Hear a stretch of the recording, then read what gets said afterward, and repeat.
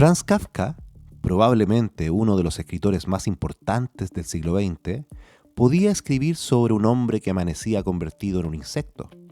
Podía encontrar palabras para la vergüenza, para el miedo, para la culpa, para lo absurdo. Su profesión entera era encontrar las palabras exactas para lo que no se puede explicar. Pero hubo dos palabras que no pudo decir en voz alta. Felice Bauer era una empleada administrativa de Berlín que conoció a Kafka en una cena en 1912. Con ella mantuvo una relación durante 5 años. Le escribió cientos de cartas, algunas de páginas y páginas, casi todos los días, con una precisión y una intensidad que en el papel sonaba amor sin ambigüedad. Y sin embargo, cuando estaban juntos en persona, las palabras no llegaban. Alguien que fue a buscarlos una vez los encontró sentados en silencio en un café. Kafka, que había hecho del lenguaje su oficio, paralizado por dos. Años después, con otra mujer, Milena Jesenská, periodista y traductora checa, volvió a pasar lo mismo. Otra vez las cartas, otra vez la intensidad en el papel. Milena le preguntaba si la quería. Kafka le respondió por escrito: es una pregunta demasiado difícil para responder por carta. Kafka murió en 1924, sin que esa respuesta llegara del modo en que Milena la pedía, en voz alta, sin la protección de la carta. No porque no lo sintiera, sino porque decirlo en voz alta era distinto a escribirlo. En la carta podía controlar el ritmo, borrar, corregir, esperar. Frente a Felice o Milena no podía editar nada. La frase salía y el otro rostro respondía antes que cualquier carta. Kafka no tenía miedo a las palabras, tenía miedo a la respuesta. Eso le pasa a más personas de las que creen, quizás a ti o a mí. La frase ya formada, el momento exacto y algo que la frena. No la falta de sentimiento, sino el riesgo de pronunciarla. Lo que le pasaba a Kafka tiene un nombre lingüístico preciso: asimetría de riesgo en la declaración. Quien dice te quiero primero, entrega información sobre sí mismo que el otro puede no devolver en igual medida. Kafka lo sabía intuitivamente. La investigación posterior lo confirma con datos. Kafka lo escribía en cartas porque en las cartas el riesgo llega diferido. Hay horas o días entre el envío y la respuesta. En persona, ese amortiguador desaparece. La frase sale y la respuesta llega en tiempo real. Eso no es solo una historia de amor frustrado. Es un caso documentado de cómo el formato del lenguaje, carta versus conversación, cambia la estructura del riesgo. Bienvenidos a Con la Lengua Afuera. Soy Diego Ávila. Hoy vamos a hablar de algo que parece sencillo, pero no lo es. Lo que pasa cuando alguien dice te quiero. ¿Por qué la misma frase puede ser una declaración, un insulto o una despedida, dependiendo de cómo suene? ¿Por qué hay personas que lo sienten con total claridad y nunca lo dicen? ¿Y por qué el amor no se sostiene en los momentos grandes, sino en miles de conversaciones pequeñas que nadie considera importantes mientras están ocurriendo? Hay lingüística en todo esto y datos que van a incomodar a más de uno.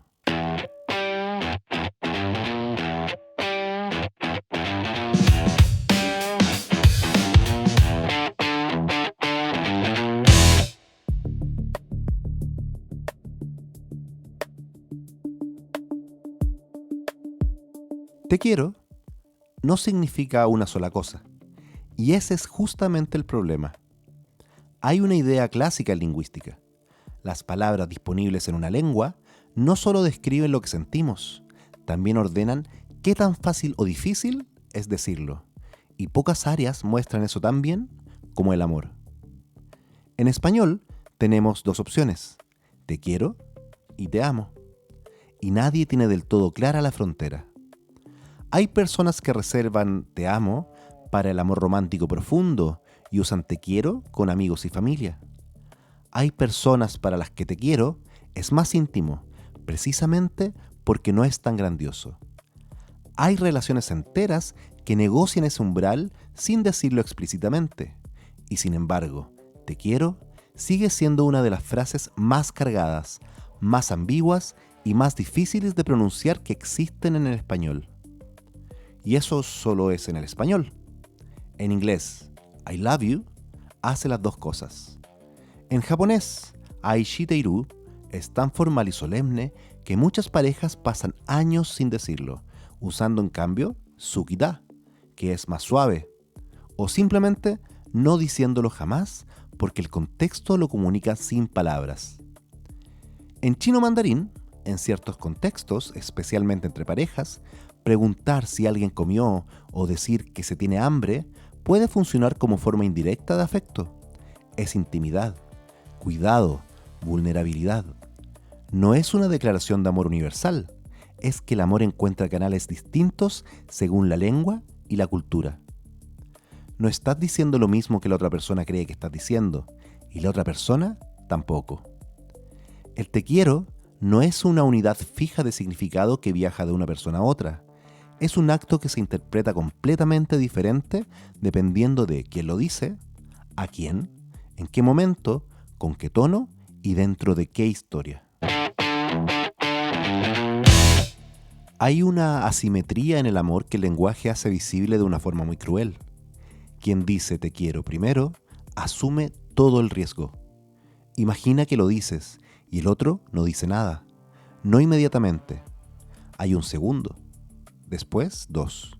Y en esos 2 segundos, tu cerebro ya hizo todo el trabajo. Lo catalogó como rechazo, lo almacenó y lo va a traer de vuelta en los peores momentos posibles. La otra persona quizás solo se quedó sin palabras, pero tu cerebro no espera esa aclaración. Erving Goffman, sociólogo canadiense-estadounidense, que estudió cómo gestionamos nuestra imagen en cada interacción social, estudió cómo cuidamos la cara frente a los demás. Él lo llamó en inglés face, lo que mostramos, lo que escondemos, lo que ya no podemos retirar una vez dicho. Y pocas frases exponen tanto la cara como decir te quiero. Quien lo dice primero entrega información sobre sí mismo que no puede recuperar si la respuesta no es la esperada. Ese costo, esa información expuesta y recuperable es exactamente la razón por la que tanta gente rodea ese momento durante semanas. Piensa en ese momento. Lo conoces, aunque nunca hayas estado en él o aunque haga años que pasó. El otro está ahí. Tú sabes lo que sientes y hay una fracción de segundo donde tienes que decidir si lo dices o no, porque la frase ya está formada en tu cabeza y lo único que falta es pronunciarla. Y si lo dices y el otro no responde igual o responde tarde o lo dice de una forma que claramente no es equivalente, esos segundos de pausa pueden ser los más largos que hayas vivido. Imagina que mandas un audio largo, de esos que uno manda cuando algo importa, y la otra persona lo escucha. Ves los tickets azules y no responde nada, o responde horas después con un jajaja, sí. Eso duele de una forma muy específica, más que si no lo hubiera escuchado, porque lo escuchó, lo procesó y eligió no responder como la situación pedía. Decir te quiero y recibir silencio opera igual. No es neutro, es información. El cerebro la procesa como rechazo, aunque quizás la otra persona simplemente no supo qué decir. Por eso tanta gente rodea ese momento, durante semanas, meses, a veces años. Miden con comportamientos lo que todavía no se atreven a decir con palabras. Construyen un caso antes de presentarlo. Esperan una señal que les diga que el terreno es seguro.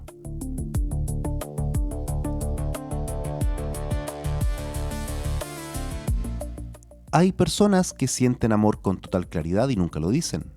No por indiferencia, por exactamente lo contrario.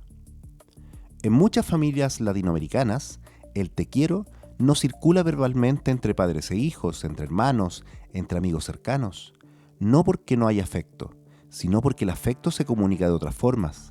Preparar comida, aparecer cuando alguien lo necesita, quedarse.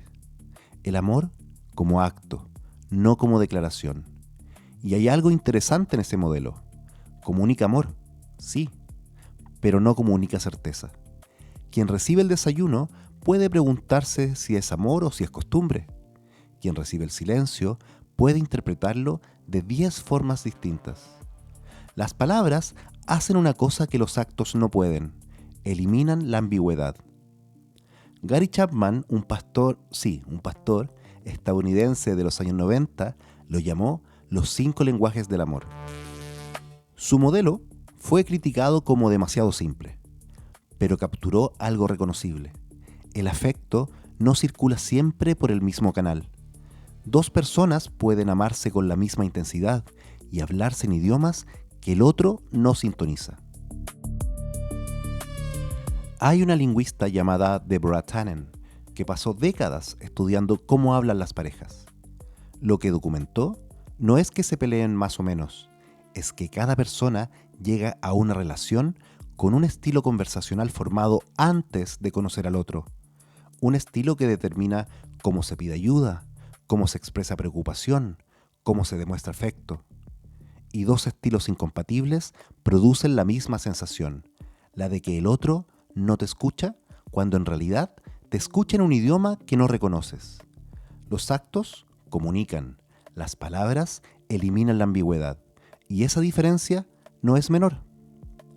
Hay una diferencia entre recibir el desayuno preparado todas las mañanas y escuchar "te quiero" una vez.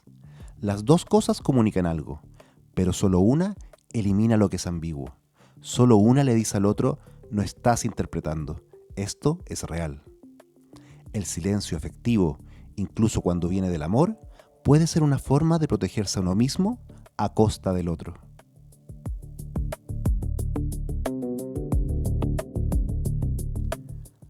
Antes de que sigamos, un ejercicio que requiere que estés solo o que quizás no te importe lo que piensan los que están cerca. Di "te quiero" en voz alta. Ahora dilo otra vez, pero con un leve desdén en la voz. Ahora dilo como si fuera una pregunta. Y ahora dilo como si lo estuvieras diciendo por última vez. No cambiaste ninguna palabra, no cambiaste la gramática ni el vocabulario, cambiaste el tono y el significado cambió completamente. La primera versión es una declaración, la segunda es un insulto disfrazado, la tercera es casi una pregunta de la que temes la respuesta y la cuarta es una despedida. 4 frases idénticas, 4 conversaciones completamente distintas. Eso es la prosodia, el lenguaje que existe por encima de las palabras, el que el cuerpo produce sin que lo decidas conscientemente y que el otro recibe sin que tenga que analizarlo. La prosodia no se piensa, se siente. Y en las declaraciones de amor hace tanto trabajo como el contenido. A veces más. Las mismas 2 palabras, 4 significados completamente distintos. Klaus Scherer era un psicólogo alemán que pasó años midiendo algo que todo el mundo intuye, pero que casi nadie había cuantificado. ¿Qué porción del significado emocional viaja en el contenido de las palabras y qué porción viaja en el tono? Sus experimentos mostraron que la prosodia, es decir, el conjunto de variaciones en el tono, el ritmo y la velocidad, comunica el estado emocional del hablante de forma más confiable que el contenido verbal. No más rápido, más confiable. Lo que dices se puede negar. ¿Cómo lo dices? No. Imagina un laboratorio que no parece laboratorio. No hay tubos de ensayo, no hay batas blancas, no hay una máquina enorme al centro de la sala. Hay algo mucho más incómodo. Una pareja conversando. Hablan de cosas mínimas. ¿Quién lavó los platos? ¿Qué pasó con la cuenta? ¿Qué hay para cenar? ¿Qué hicieron los niños? Nada que parezca dramático. Nada que uno pondría en una película como la escena decisiva de una relación. Pero un psicólogo llamado John Gottman decidió mirar precisamente eso. No las grandes declaraciones, no las peleas espectaculares, no los aniversarios, sino los intercambios pequeños. El tono, la pausa, la mirada, el que puede significar "te escucho" o "quiero que termines rápido". Y ahí encontró algo incómodo. Las relaciones no se rompían solamente por las grandes crisis, se iba rompiendo o sosteniendo en la textura de esas conversaciones mínimas. Lo que Gottman encontró en las relaciones que funcionan bien es esto. Por cada interacción negativa hay al menos 5 positivas.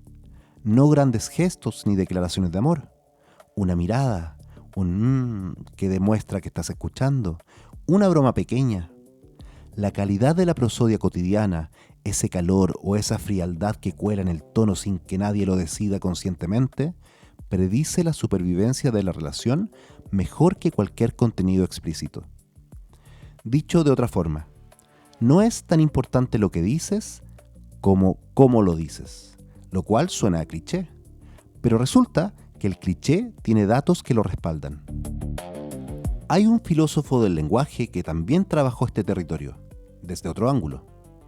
J.L. Austin era un filósofo inglés, de Oxford, que en los años 50 propuso algo que parece obvio, pero que tiene consecuencias, que hay frases que no describen la realidad, sino que la crean. Cuando un juez dice, lo declaro culpable, no crea los hechos que se juzgan, pero sí produce una nueva realidad jurídica. Cuando alguien dice, lo juro, el acto de jurarlo es el juramento. Austin lo llamó actos de habla performativos, y te quiero, dicho por primera vez, es uno de ellos. No informa un estado interno, lo hace existir entre dos personas. Titanic es una película de James Cameron de 1997. Si aún no la has visto, es la historia del hundimiento del barco del mismo nombre en 1912, contada a través de una pareja que se conoce durante el viaje. Jack es un artista sin dinero. Rose es una joven de clase alta que viaja comprometida con otro hombre. La película terminó siendo la más taquillera de la historia hasta ese momento, y hay una escena al final que desde el punto de vista lingüístico es el caso totalmente opuesto a todo lo descrito anteriormente. Después del hundimiento, Rose flota en un pedazo de madera en el océano helado. Jack ya murió, y Rose dice, en voz alta, sola, al agua, que nunca lo soltará, que lo amará siempre, que nunca lo dejará ir. Austin diría que ese acto de habla falla como performativo. No puede crear nada entre dos personas porque ya solo hay una. El destinatario desapareció. La declaración se pronuncia igual, con las mismas palabras, con la misma intensidad emocional, pero no produce ningún efecto entre las personas. Nadie gira hacia ella, no hay ninguna oferta de conexión que pueda ser recibida. Lo que hace que esa escena funcione cinematográficamente, que mueva al público, es exactamente lo que la hace lingüística y relacionalmente fallida. Las palabras del amor más intensas posibles en el momento en que ya no pueden hacer nada. La declaración perfecta, sin receptor. El diario de Bridget Jones es una película británica del 2001 basada en la novela de Helen Fielding. Es sobre una mujer de 30 y tantos años, londinense, torpe y entrañable, que lleva un diario íntimo de sus intentos de mejorar su vida. Mark Darcy es un abogado serio, formal, aparentemente frío. La dinámica entre los dos está construida sobre malentendidos, torpezas y una cantidad considerable de incomodidad mutua. Hacia el final, después de semanas de equívocos, Darcy dice, me gustas tal como eres. Es el caso opuesto a Titanic. No es la declaración más intensa posible sin receptor, es la más pequeña posible con receptor completo. Desde el punto de vista lingüístico, hace varias cosas al mismo tiempo. Primero, es un acto de habla performativo. No describe un estado previo, lo produce. Antes de esa frase, la relación era ambigua. Después, no lo es. Y segundo, la especificidad hace todo el trabajo. Tal como eres, implica observación. Alguien estuvo prestando atención a algo concreto. Eso es lo que Gottman identificó como componente lingüístico crítico en las declaraciones que funcionan. No la intensidad emocional, sino la evidencia de atención. El interlocutor recibe información de que fue visto. Eso es lo que cambia y lo que ninguna declaración genérica puede producir.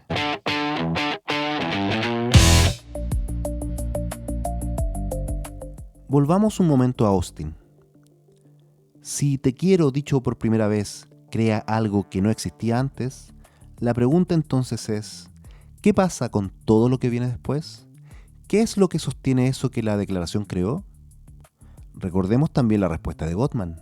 Gottman montó lo que llamó el laboratorio del amor. Trajo parejas a una habitación cómoda y los grabó haciendo cosas cotidianas. Preparar el desayuno, hablar de cómo les fue en el trabajo y después analizó cada intercambio. Segundo a segundo, midiendo el tono, el contacto visual, la postura, la latencia de las respuestas. Uno de esos momentos puede ser que alguien mira por la ventana y dice, «Mira ese pájaro». Parece una frase inútil, pero para Gottman no era una observación ornitológica, era algo que llamó oferta de conexión. La pregunta real no era el pájaro, era ¿vas a mirar conmigo? Y lo que encontró es que podía predecir con precisión altísima quién iba a separarse y quién no. No por la frecuencia de los conflictos, sino por cómo respondían a esas señales pequeñas. Esta oferta de conexión no es consejo de parejas, es lingüística aplicada a lo cotidiano. En toda interacción constantemente emitimos pequeñas señales de contacto comunicativo. Contamos algo que nos pasó, señalamos algo, hacemos un chiste, preguntamos qué piensan. Gestos tan pequeños que el análisis lingüístico tiene que ralentizar la cinta para verlos, pero que tienen una estructura de respuesta implícita. El interlocutor puede acercarse, alejarse o ignorar. Las parejas que funcionan bien no pelean menos ni se declaran amor con más frecuencia. Lo que hacen es responder a esas señales pequeñas. Giran hacia el otro en vez de girar hacia otro lado. Esas señales ignoradas no son neutras, se acumulan. El cerebro lleva la cuenta, aunque nadie lo está haciendo conscientemente. Esto significa que te quiero, dicho en el momento exacto, puede ser menos poderoso que ¿estás bien?, dicho con genuina curiosidad un martes cualquiera. El deterioro tampoco empieza con una traición ni con una pelea grande. Empieza antes. Empieza cuando le preguntas ¿comiste? Y ya estás mirando el teléfono antes de que responda. Cuando alguien te cuenta algo y tú dices sin haber escuchado realmente. Cuando ¿cómo estás? Deja de ser una pregunta y pasa a ser un trámite. El amor no se rompe cuando se dice algo. Se rompe cuando ya no se escucha. Recapitulemos. Partimos con Kafka, el escritor que podía encontrar la palabra para muchos sentimientos, pero que no podía sostener un te quiero en voz alta frente a las personas que amó. Y no era falta de sentimiento, era el riesgo del formato. En la carta podía corregir, esperar, controlar. En voz alta, no. Luego vimos que te quiero no viaja intacto. Cambia con la lengua, con la cultura, con el tono, con el momento, con la historia anterior y con el silencio que viene después. Dicho con ternura, abre una puerta. Dicho con desdén, la cierra. Dicho tarde, puede convertirse en despedida. También vimos que dos personas pueden amarse con la misma intensidad y hablarse en canales que el otro no sintoniza. Que lo que dices se puede negar, pero cómo lo dices, no. Y que te quiero, dicho por primera vez, no describe un estado, lo crea. Titanic y Bridget Jones lo mostraron en direcciones opuestas. Una declaración enorme sin receptor puede conmover a millones y no cambiar nada entre dos personas. Una frase pequeña, dicha con precisión y recibida por alguien que gira hacia ti, puede reorganizarlo todo. Pero Gottman encontró algo todavía mejor, que el amor no se sostiene en esas frases grandes, se sostiene después, en si todavía giras cuando el otro habla, en si esa pregunta cotidiana sigue siendo una pregunta o ya se convirtió en un trámite. Y entonces volvemos a Kafka. No al escritor, al hombre sentado en un café, con alguien al frente, sabiendo quizás exactamente lo que sentía y aún así sin poder decirlo. Porque la carta protege, la voz no. La carta espera, la voz se expone. La carta permite corregir, la voz deja la frase en el aire y obliga al otro a responder. Kafka nunca resolvió del todo esa distancia. Podía escribir el amor, pero no siempre podía sostenerlo frente a otra persona. El amor comienza con una frase que cuesta decir, se sostiene en miles de frases que parecen no decir nada y termina, muchas veces, no con una pelea ni con una traición, sino cuando, ¿cómo estás?, deja de ser una pregunta y pasa a ser un saludo. El lenguaje del amor no son las palabras de amor, es todo lo que viene después.